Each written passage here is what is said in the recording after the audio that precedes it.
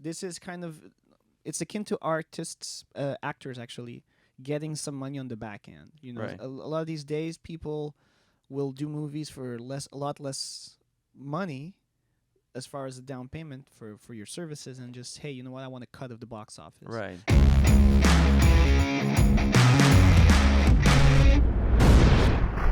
That was a problem there when I forget who was the actress. It's called a back end deal. Back end deal. Yeah. But and then what happened was there was no theatrical release. It went straight to streaming, and so some of the actors were like up in arms because we made the deal counting on this, and now you're actually, Of course, you yeah. know, So you're it's, gonna make your money because you're putting it on streaming, so you're good. Like this was the whole, wasn't it like Sure. Jennifer what's I her, thought you were talking about that It's the- movie Black Widow. I'm not a Can't big believe Marvel fan. but ScarJo, bro. She Yeah, sued yeah. Disney. Yeah, Oh, she did. because Yeah. of this back end problem. Shit. Um, Well, that's kind of so that's that's kind- shady. That's shady. That's shady, but it was the pandemic, so And I it's can not like they were almost gonna see the throw it- execs going like, Yeah. "We're gonna give her a No, back but- end deal, but we're Yeah. never gonna honor that." You know, Yeah. like. But it is shady, guys, because you can give people more on the front end. You Well, know, that was- that's all part of the negotiation. But some people, wasn't it Jonah Hill that in The Wolf But of Wall also- Street just took like a terrible wage, like $70,000 to do the movie, The Wolf of Wall Street. But so he got, could he got work, an Oscar nomination with for that, Scorsese. if I'm not You mistaken. know, there's all these other kinds of things that it can see, benefit you personally, and Well, but see, that's if that's different. if that's done voluntarily, Exactly. I then don't it's think- okay. I think it was. But now, the- if you're well, I if you're have being no idea, if you're actually. being forced, I mean, you're never really forced to But do it's a anything in this. negotiation tip. yeah. That's I the will thing. take is royalties any day over a lump That's- sum. Well, it depends on the project, obviously, but I'm a big believer of what just happened in this video. The thing You know, is, having catalog, have stuff that can actually win you back more money in the long road, rather than a lump sum that you may or may not. Think about Bob Dylan as an example. He sold, I think he sold the rights to Rolling Stone, like a Rolling Stone, his song, for $200, or a very big of his first songs, because he was broke, But- right? And so, hey, I'll sell you the But song for that's- like this ridiculously small amount, especially when he goes and sells his catalog for 300 million, or But or how Luis, much. that doesn't.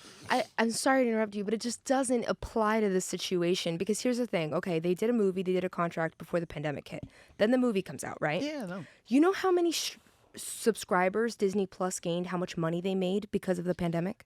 I understand. I'm not saying that this deal specifically, But- but I'm understanding the value of deciding for yourself whether you want a lump sum or back end. That's your choice, Right. and But those of are course, equally it's your, valid. it's your choice. But then, if the contract is the back end is contingent on box office, and then you're going to release something to a streaming platform, No, they that's were the shady 100% in move. violation, and they have to then go be like, what the right move would have been to before putting that, we're like, hey, we want to give you something, but we have to. We think for the success and longevity of this asset for you as well, we need to put this out on streaming platforms. But Disney's one of those companies that is too big, is too powerful. They can do whatever they want, and they have the lawyers to apologize for it later if they have to, or squash it later. And I think that circling back to that, yeah, I know people did just sell. I sell top lines sometimes and have no back end, and I'm like, yeah, whatever. I just want some cash right now. I don't know. It's fine. Like, well, if but you look at it as a lottery, you never you know you can be placing a bet. You never know when anything is going to end up, and one day like, oh damn, this thing is blew up, and I got a buyout. You know, 5% of something is better than 100% of nothing. and that's why I never do a buyout on publishing.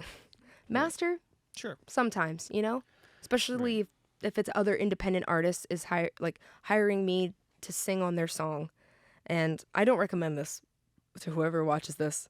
Always get a back end to something. I'm just saying that sometimes you're like, you know what? I'll make an extra few $100 here, but this person prefers to just buy it out, and then Right. sometimes it's just to manage it and this Yeah, is yeah. what brings in this. Like I was gonna actually mention, like buying out, even if you buy out your masters, now you have the burden of managing it, and putting the effort towards exploiting that copyright. And so sometimes just someone doesn't want to manage it, they'll pay you a little extra money here just to not have to remember to send you the 10%. That's probably going to be $2, at first, because streaming only makes so much and they're not big. Right. And so you take what you got to take, but that's fine as long as two people agree to a contract and that works for them in that moment. Yeah. and it's a risk you take. In Right. this situation Also with ScarJo, informed, it was like- just like a left field. Like nobody could predict because nobody could predict the freaking pandemic to begin with. So it was like Exactly. a weird situation. So that's also I would assume. why.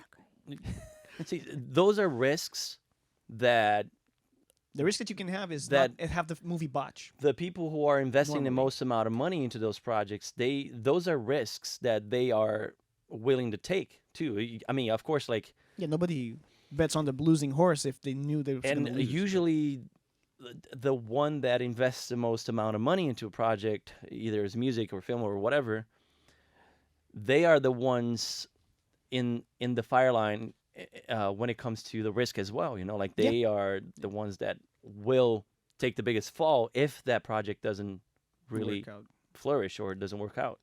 I disagree. I agree. Okay. But I think that sometimes when we use that kind of like language, it makes sense when we're talking about like a small company investing in an employee or something. You know what I'm saying?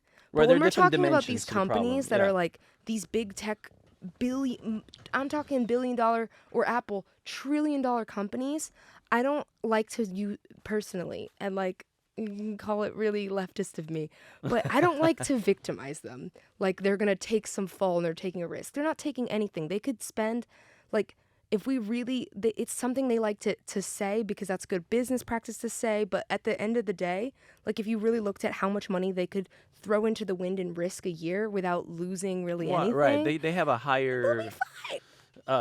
tolerance to let's say Yeah, to but loss. they're not immune to failure. But they're not immune to failure. Exactly. Like these companies can go under and will go under. I was hearing, and also I because think the Warren investment they're Buffett- making is a lot bigger too. You know, it's in a Yeah, in a yeah. higher proportion. Let's say.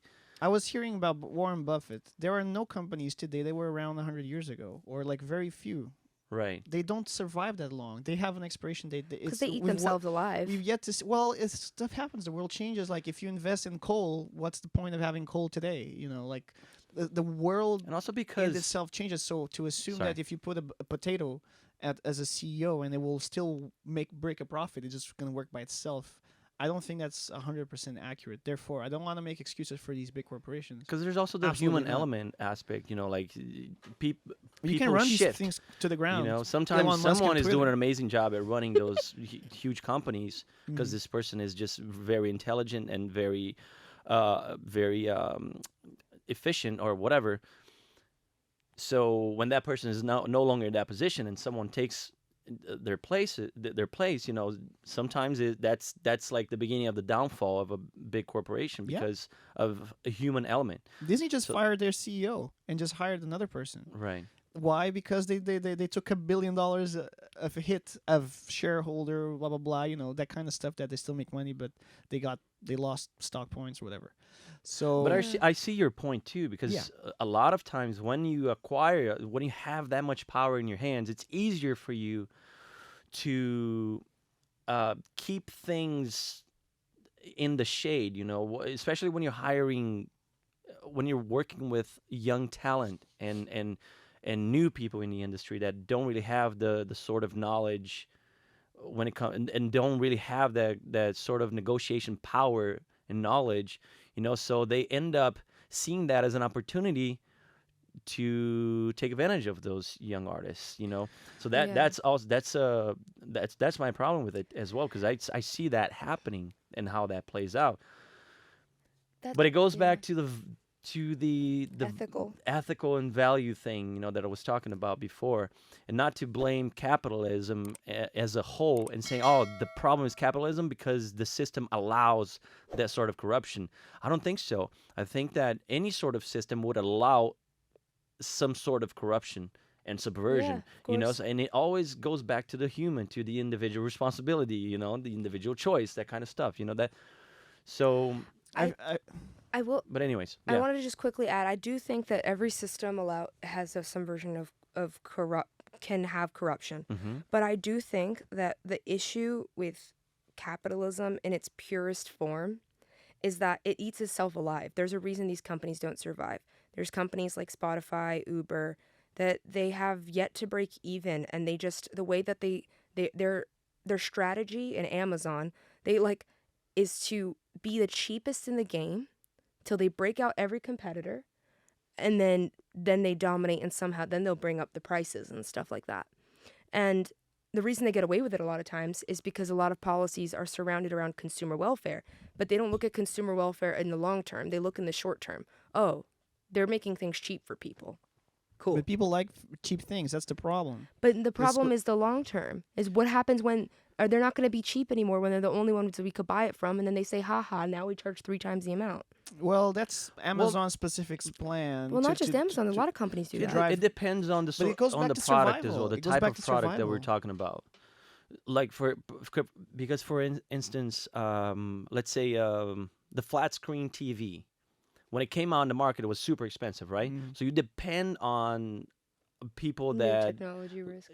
Yeah, that as well. But you also depend on the public that has the buying power to pay, let's say, $10,000, $20,000 for that sort of product, in order to insert that product in the market, and then slowly that product the price of the product goes down and is more accessible for the public as that technology advances and becomes cheaper. But you need someone that is able to buy that, so you can keep investing in that technology and not investigation, how do you call it? Research, so you can make that product cheap, because if nobody bought the flat screen TV in the first place, you couldn't really generate the revenue in order to keep investing in the technology and making it making it more cheap. So also, that's kind of like the opposite, not the opposite, but like the inverted process of what you said, when they create that monopoly by making the product very cheap. And then after they have the monopoly, they increase I see that happening a lot in let's say the real estate. But it's different. Like it's much more complex than that. No, we have to understand that this is a tangent, but this relates. Or maybe it was just a misinterpretation of my part. No. The thing is, like, the things that drive the price down is production cost, and production cost comes at the evolution of production methods. If you're sourcing something, you need let's say you need parts, right? And these parts cost a lot to make because there's not a lot of people making them. There's the price of building the thing is going down. Is very high to get everything together. The components might be very expensive. The processes in which you build a thing might be very expensive, and that adds to the price. Usually with time, these processes get more efficient, either because new technology comes over, like let's say a computer chip that now there's like a computer chip that's 4 times more powerful.